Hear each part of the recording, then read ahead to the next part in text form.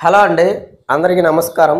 నేను మీ Veerabrahmam, consultant pharmacist B pharmacy. Welcome back to our channel pharma and health YouTube channel. ఇప్పుడు ఈ రోజుల్లో మనిషి యొక్క సగటు జీవిత కాలం తగ్గిపోయింది. అంతకుముందు 100 సంవత్సరాలు ఉండేది, తర్వాత 80కి వచ్చింది, ఇప్పుడు 60కి వచ్చింది.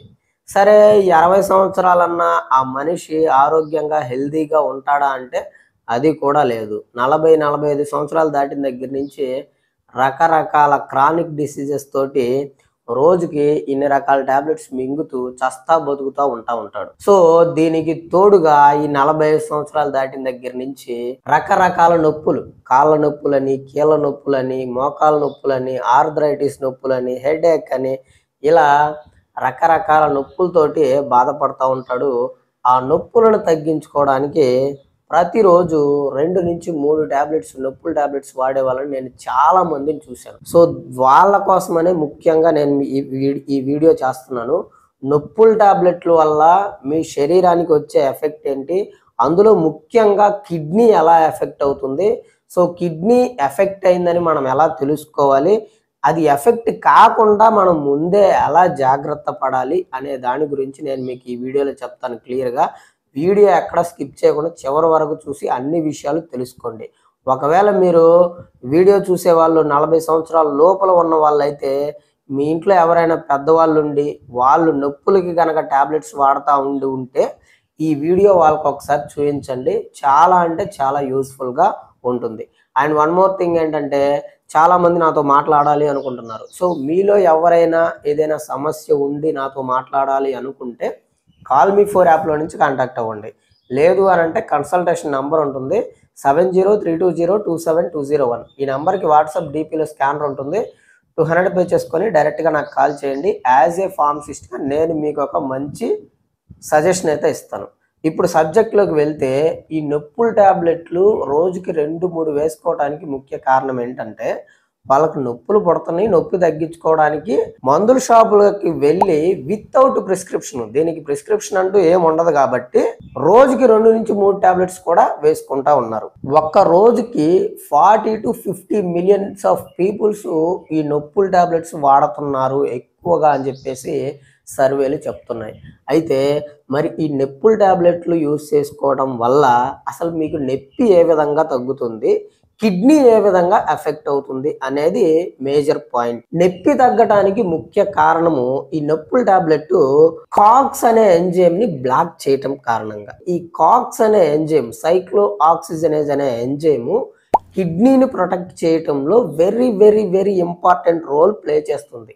అది ఎలాగానంటే, కిడ్నీ మీద స్ట్రెస్ పడకుండా హెల్ప్ చేస్తుంది అండ్ సోడియం వాటర్ ఎక్స్క్రిషన్ కూడా ఇది రెగ్యులేట్ చేస్తుంది. సో మీరు ఎప్పుడైతే రెగ్యులర్గా ఈ నొప్పుల టాబ్లెట్స్ వేసుకుంటా ఉంటారో అప్పుడు మీకు ఈ కాక్స్ అనే ఎంజైమ్ బ్లాక్ అయిపోతుంది. సో కాక్స్ ఎంజైమ్ బ్లాక్ అయిపోవటం మూలంగా మీకు 2 విషయాలు జరుగుతూ ఉంటాయి అక్కడ.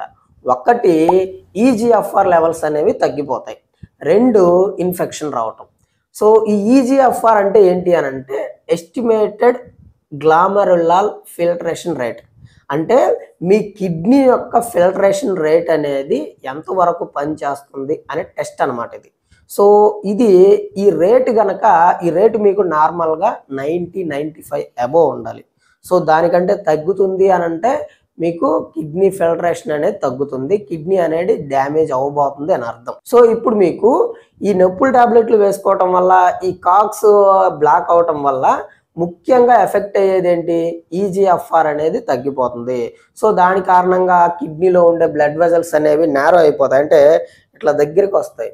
సో బ్లడ్ ఫ్లో తగ్గిపోతుంది. బ్లడ్ ఫ్లో తగ్గిపోవటం వల్ల ఏమవుతుంది, ఫ్లూయిడ్ బ్యాలెన్స్ వస్తుంది. అండ్ వన్ మోర్ థింగ్ ఏంటి, హై బీపీ పెరుగుతుంది. సో దాని కారణంగా కూడా మీకు చివరికి మీకు కిడ్నీ డిసీజెస్ అనేది వస్తూ ఉంటాయి. సో ఇక్కడ ఒక విషయం గుర్తుపెట్టుకోండి, ఈ ఈజీఎఫ్ఆర్ అనేది సంవత్సరానికి ఒక్కసారి మీరు చేయించుకున్నట్లయితే మీ కిడ్నీ యొక్క ఫంక్షన్ ఎలా ఉంది అనేది మీకు ఒక ఓవరాల్గా బేసిక్ నాలెడ్జ్ అనేది వచ్చింది.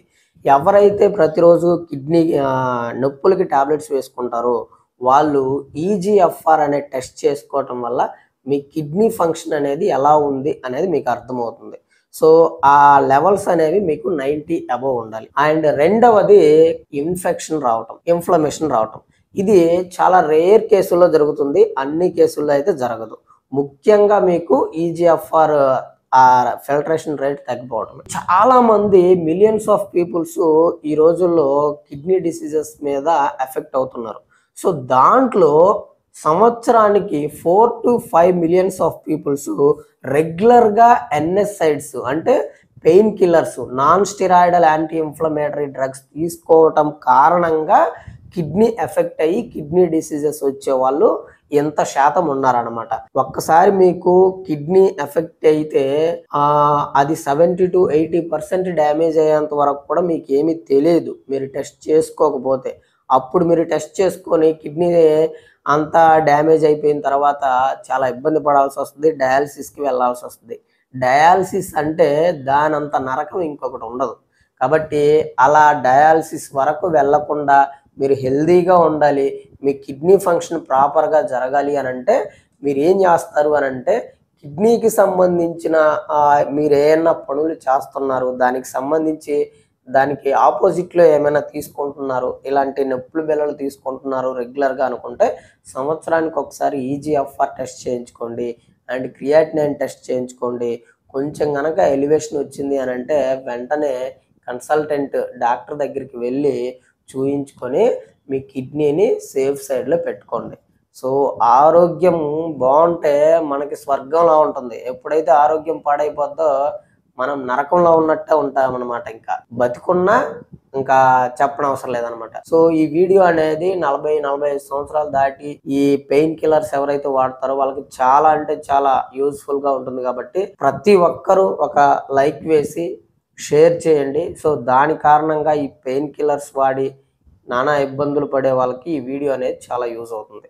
సో అంతవరకు సెలవు మరి. నమస్కారం. నేను మీ Veerabrahmam, consultant pharmacist, B pharmacy.